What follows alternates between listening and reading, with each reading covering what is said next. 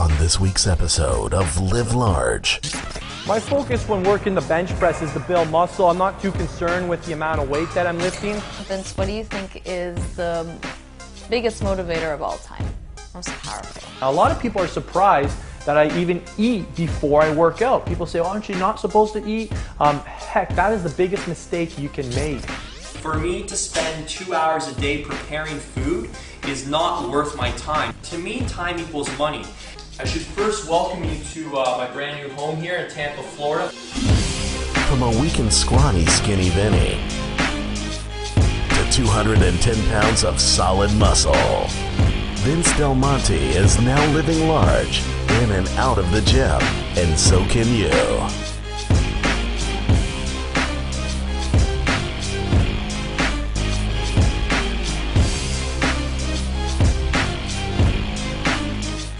My focus when working the bench press is to build muscle. I'm not too concerned with the amount of weight that I'm lifting.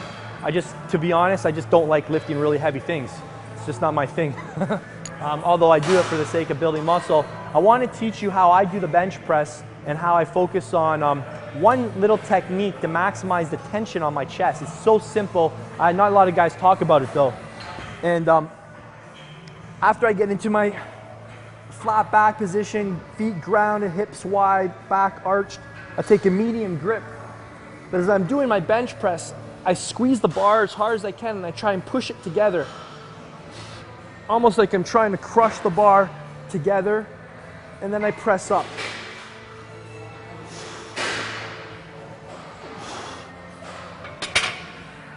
I want you to think about that one thing the next time you're bench pressing. I want you to squeeze the bar as hard as you can and push it together as you're pressing up. You're gonna get way more contraction on your pecs. Welcome to Ask Vince.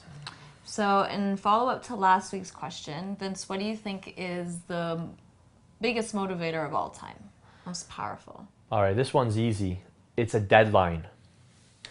I always say this, goals without deadlines are dreams. And anything that's ever got accomplished in my life was associated with a deadline. And I mean, just look at your own life. Think about tests, exams, wedding dates, vacations, Christmas. You know, they all are attached with very, very hard deadlines. If you don't get something achieved by that day, you're screwed. So if you look at any of the biggest successes in my life, everything is tied to a deadline. You know, if you ask somebody, you know, what are you training for? Well, you know, they don't have a deadline. There's nothing at stake. There's no blood in the game. There's no reason for them to be successful. So something magical happens when you say, I'm going to achieve this goal by this day. So that's why guys who are competing in shows get so ripped year in and year out, because they're constantly setting deadlines for themselves. So they're forced to make things happen. So I really encourage people to don't just train to train. Train for something or for a certain date. Plan a vacation, compete in a show, do a 12-week transformation contest. Get some blood in the game and make it hurt if you don't achieve the goal. Deadlines are the most powerful form of motivation. Nothing compares. I have learned that you just have to set a deadline to get things done. Thanks, Vince. You're welcome. Hey guys, welcome back. Today we're going to talk about pre-workout nutrition. Now a lot of people are surprised that I even eat before I work out. People say, oh, aren't you not supposed to eat? Heck, that is the biggest mistake you can make, especially if your goals are to build muscle. Now what I like to do is first figure out the optimal time to eat, and for me it's about 60 minutes before a workout. Some guys that's too soon. You're gonna have to play with that. 1 to 2 hours is probably the ideal for the majority of people, because you don't want gastrointestinal upset while you're training. You got heavy weights above your head or on your back. So we've got the heating pan going right now. I'm about to head to the gym in about an hour and a half from now, so I've given myself enough time. That's another mistake. A lot of guys start preparing their meal too late, so before they know it, you know, it's 15 minutes before they have to leave, and they're just putting the last bite in their mouth, and you're gonna, again, not get that food into your bloodstream. So this all these strategies we're talking about each week work together. Now my approach towards pre-workout nutrition is very simple. I apply some very simple logic to it. And I like to eat fish pre-workout. The reason I eat fish is because it's one of the fastest digesting proteins. Now, does it make sense to have a protein like meat an hour before you go to the gym? No, because it probably takes 3-4 hours to even get into your bloodstream. By having a piece of white fish, that is going to be in my bloodstream in about an hour. So I'm going to have a steady stream of amino acids in my bloodstream. And one of my strategies while I'm working out is to have a workout shake that consists of the carbolin, which spikes my insulin. So my insulin is going to be intentionally high during my workout. So this is going to pump even more amino acids into my muscles. So that's going to help promote recovery. It's going to help prevent catabolism. And it's going to just help maximize amino acid uptake. You know what? I usually just have one slice. But because there's only one slice left, I'm going to throw both slices in there. My wife might want a slice as well. And if not, I'll have it tomorrow, so I save some time. So we're always efficient with when we're cooking. So we have fast digesting protein. The next thing, take-home lesson here, is no fat. You do not want to eat fat before you work out. The reasoning is very simple. When we're working out, you should be spiking your insulin with a workout shake that consists of dextrose or carbolin or maltodextrin, something that spikes your insulin, keeps cortisol levels down, and also helps push the carbohydrates into your bloodstream. Now, insulin is a storage hormone, which is good, but it's also bad because if insulin levels are high, you've got fat floating around your bloodstream, that can end up going to your fat stores. So no fat before your workouts. Now, the last thing we need to add to this puzzle is carbohydrates. What kind of carbs do we have? Fast or slow? I like to have slow releasing carbs before my workout, something like brown rice or oatmeal, because it's sustaining, it's slow releasing. Now some guys, this is kind of where it becomes a little individualized. You can have white rice because that's going to get into your bloodstream soon, but it's also going to spike your insulin. I don't want the insulin spike until my actual workout. So that's why I have like a slower releasing carbohydrate like brown rice. Now I've already cooked that for you guys because that takes 15 minutes to do.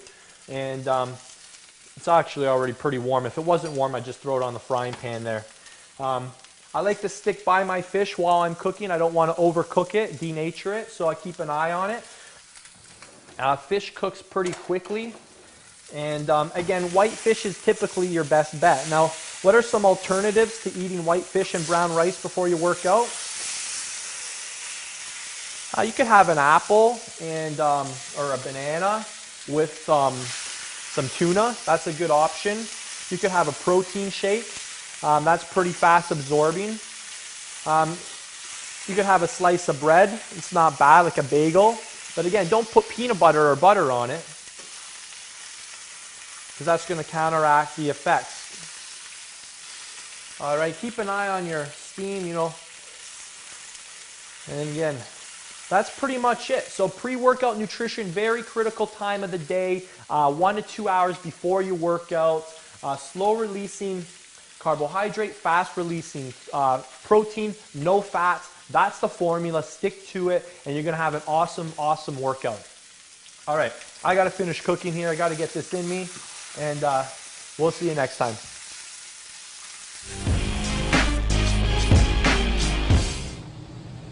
Hey, what's up guys? This section of Living Large, we're going to teach you 2 lessons today in how to live large. Come on into the kitchen here.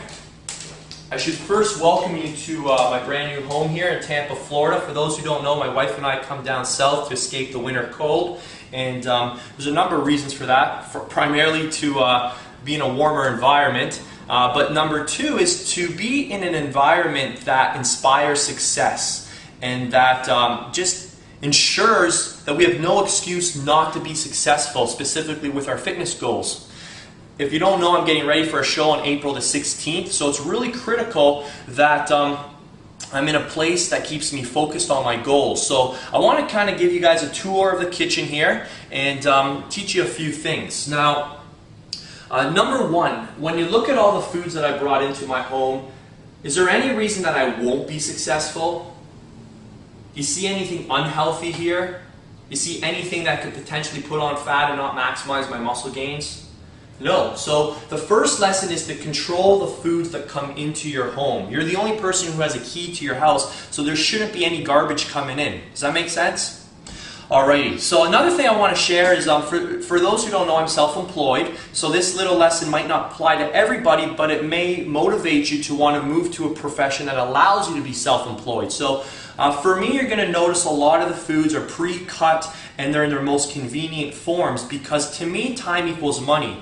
And for me to spend 2 hours a day preparing food is not worth my time, because I make X amount of dollars in a 2-hour period, and for the little extra that I spend at the grocery store to buy certain foods to save me time in the kitchen, it's just not worth it. So think about that, and I'll give you guys some examples. So let's start off with the chicken breast here. As you can see, the chicken breasts are already cut up and they're individually packaged, so I can freeze them, but I can just take them out the night before to thaw them out, and that saves me time. Tuna, don't have to say anything about that, but even I go as far as buying this kind of lemon, the stuff I can just squirt on instead of slicing it up myself. As you can see, the vegetables are already pre-cut. I personally have no patience, and I'm not really good at it, for cutting up vegetables, so I buy pre-cut veggies. Again, it costs a little bit more, but it's not worth my time doing it myself. The burgers here, chicken burgers. Another great example, I should also note, these are all antibiotic free, they're grass-fed, organic, and there's no growth hormones in any of these foods. Same thing, we've got a lot of fresh seafood, nice and convenient. Egg whites, eggs, brown rice gets cooked quickly. Some foods there's nothing you can do about, like yams, avocados. If you don't know how to slice these quickly, get your wife to show you, or find out. My wife knows how to slice these up in 30 seconds. So I don't waste any time there. Ezekiel cereal. Well, one of the healthiest complex carbs instead of oatmeal. Again, this is more convenient, just as healthy. Mixed nuts. We've got our olive oil, Frank's hot sauce, pan. All the vegetables. Now this is big. This is a game changer for me. I used to spend so much time in the kitchen slicing up vegetables and wasting time and losing money. Now I just buy the pre-cut vegetables and have no excuse to come away from my computer when I'm working, come into the kitchen and make a salad, or to get on, continue to follow my diet. So again, I'm creating an environment for success, and I want you to start looking for ways you can do that as well. We got the fruit here. My wife eats more fruit than I do. And one last thing I'll just give you guys a little sneak peek at is the supplement cupboard. I buy my supplements in bulk, so I never run out of anything. So as you can see, we've got 4 Living Fuels here. That's my Super Greens product.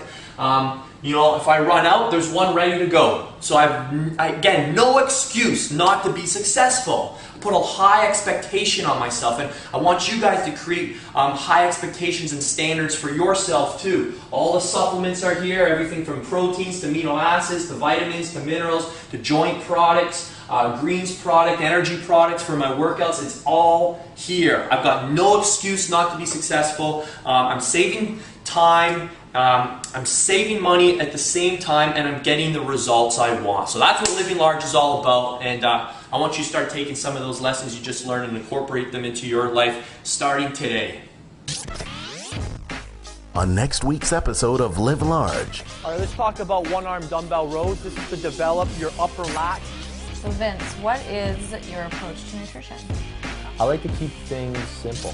Today we're talking about workout nutrition, an advanced strategy to really put your muscle building results over the edge. I want you to think of something that you can do that can impact other people's lives. It doesn't matter how big or small it is, just take action on something.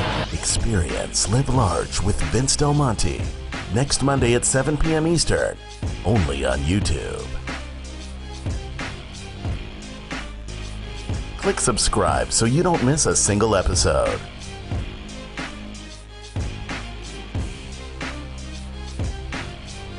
Don't forget to show some love and click the like and share button.